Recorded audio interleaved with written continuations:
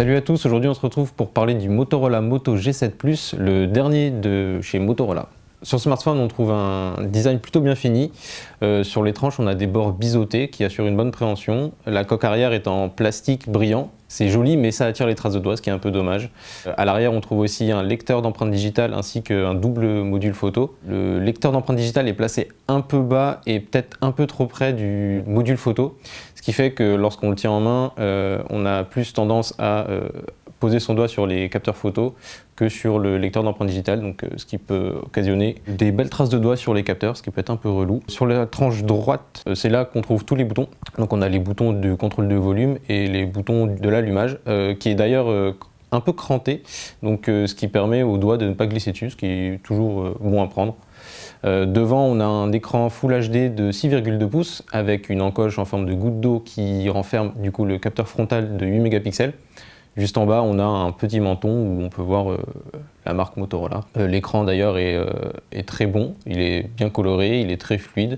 Les capteurs photo à l'arrière, vu qu'on en parlait tout à l'heure, c'est du 16 mégapixels plus 5 avec un OIS, donc un stabilisateur optique intégré, ce qui théoriquement permet de prendre de meilleures photos en capturant plus de lumière lors de la prise d'image. Je dis en théorie, mais de jour les photos sont très belles, il n'y a pas de souci.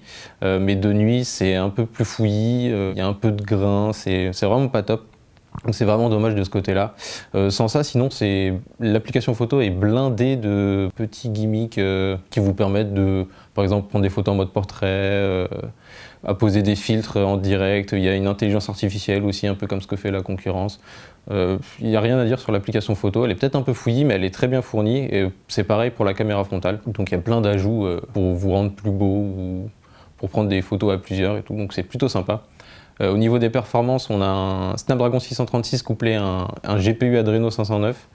Donc c'est du très bon pour du milieu de gamme. Ça permet de tout faire tourner, de rendre le téléphone fluide, pas de ralentissement. C'est ce qu'il faut pour du milieu de gamme et pour que ça tienne la route en tout cas.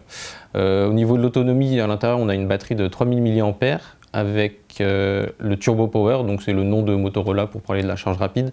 D'ailleurs, le smartphone est livré avec un bloc de 27 watts.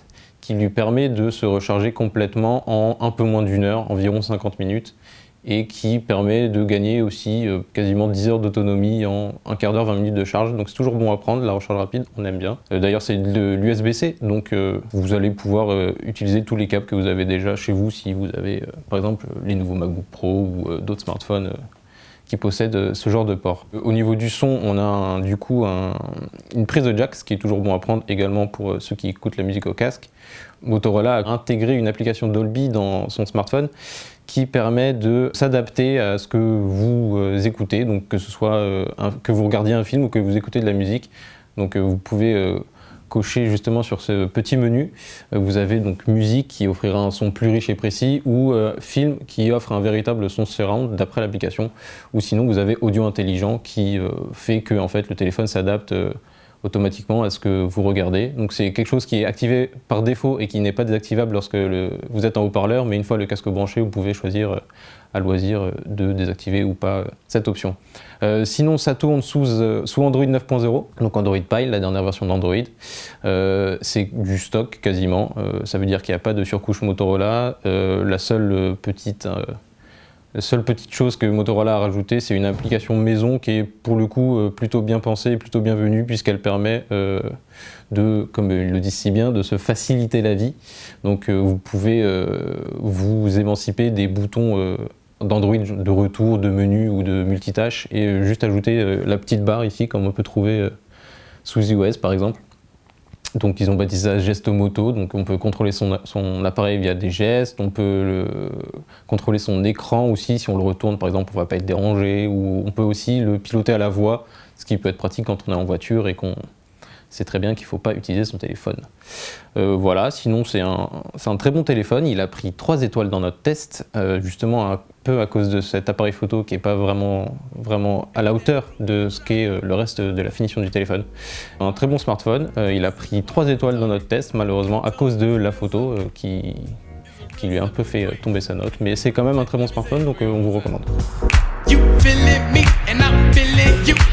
What we gonna do? Shut up.